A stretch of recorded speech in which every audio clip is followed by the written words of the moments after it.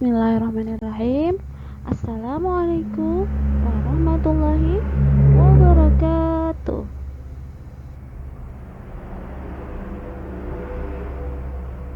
Hai, berjumpa lagi dengan saya Normawati, peserta pelatihan dasar CPNS golongan 3 angkatan 1 kelompok 2 PKPSDM Kabupaten Hulu Sungai Selatan.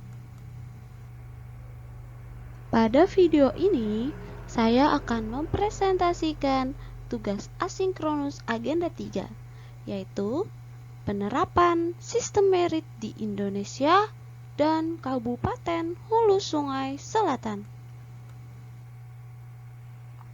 Salah satu unsur dalam manajemen sumber daya manusia adalah pendayagunaan, yaitu menempatkan orang sesuai dengan kompetensinya sehingga bisa bekerja dengan optimal.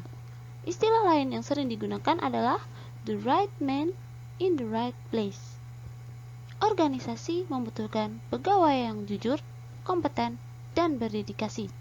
Untuk mendapatkan profil pegawai tersebut, diperlukan sebuah sistem yang efisien, efektif, adil, terbuka atau transparan, dan bebas dari kepentingan politik, individu, maupun kelompok tertentu.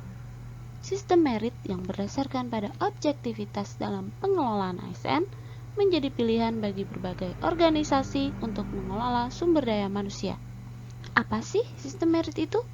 Sistem merit adalah kebijakan dan manajemen ASN yang berdasarkan pada kualifikasi, kompetensi, dan kinerja secara adil dan wajar dengan tanpa membedakan latar belakang politik, ras, warna kulit, agama, asal-usul, jenis kelamin, status pernikahan, umur, atau kondisi kecacatan.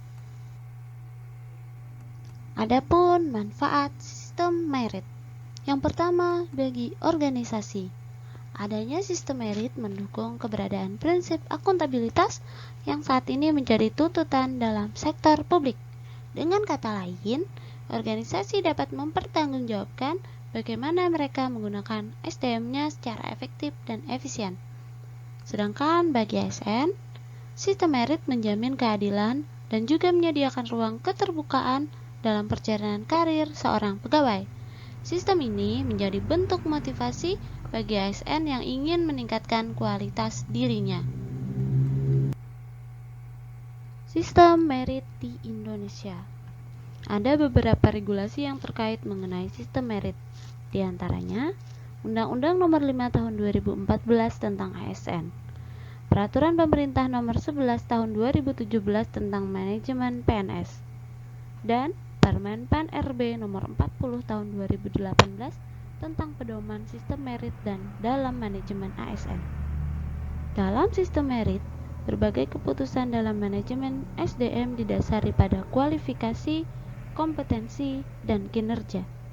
Pada proses rekrutmen CPNS menggunakan sistem CAT misalnya, kualifikasi dan kompetensi menjadi pertimbangan seseorang untuk menjadi pegawai ASN. Sistem CAT yaitu model asesmen atau penilaian di mana kandidat atau calon menjawab pertanyaan dengan menggunakan komputer, mampu menjamin transparansi, efisiensi, serta efektivitas dalam rekrutmen pegawai. Intervensi dan preferensi personal dapat dikurangi, bahkan dapat dihilangkan dengan sistem ini, sehingga kita mendapatkan calon ASN yang berkualitas. Selanjutnya, juga dalam proses penggajian, promosi, mutasi, pengembangan kompetensi, dan lain-lain, didasarkan pada penilaian kinerja, uji kompetensi, dan pertimbangan kualifikasi. Mengenal sistem CAT.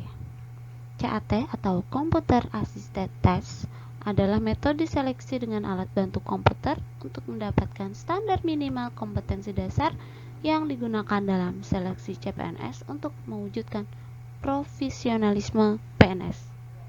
CAT digunakan sejak tahun 2013. Pada sistem CAT, pengguna harus login menggunakan PIN register dan PIN sesi. CAT memiliki prinsip cepat, akuntabel, dan transparan. CAT digunakan untuk tes CPNS pada seleksi kompetensi dasar atau SKD dan seleksi kompetensi bidang atau SKB. Hasil dari CAT dapat dilihat real time. Penerapan sistem merit di Kabupaten Hulu Sungai Selatan. Agar mendapatkan PNS yang sesuai kualifikasi dan kompetensi, maka pengadaan PNS di Kabupaten Hulu Sungai Selatan juga menggunakan sistem CAT. Pengadaan CPNS di Kabupaten Hulu Sungai Selatan, lowongannya diumumkan secara terbuka dan online, serta bisa diakses oleh siapa saja, tanpa terkecuali. Saat tes SKD dan SKB berlangsung, nilai hasil tes peserta langsung keluar dan dapat dilihat pada layar monitor peserta serta layar monitor panitia di luar ruangan dan disiarkan di YouTube channel panitia. Semuanya diumumkan secara transparan dan akuntabel. Pegawai yang terseleksi memiliki pengetahuan, keterampilan, dan perilaku yang dibutuhkan jabatan atau organisasi, dan ditempatkan sesuai dengan perencanaan untuk memenuhi kebutuhan organisasi. Berikutnya adalah monitoring, penilaian, dan pengembangan karir ASN. Yang pertama, pangkat dan jabatan dalam ASN diberikan berdasarkan kompetensi, kualifikasi, dan persyaratan jabatan. Kedua, pengembangan karir ASN dilakukan berdasarkan kualifikasi, kompetensi, dan penilaian kinerja yang mencerminkan kebutuhan instansi masing-masing. Yang ketiga, mutasi pegawai. Mutasi pegawai dilakukan dengan mempertimbangkan kualifikasi, kompetensi, dan kebutuhan instansi. Yang keempat, penilaian kinerja. Penilaian kinerja dilakukan dengan dasar kinerja sesungguhnya dari seorang pegawai. Demikian penjelasan dari podcast kali ini. Mohon maaf apabila banyak kekurangan. Terima kasih sudah menonton. Wassalamualaikum warahmatullahi wabarakatuh.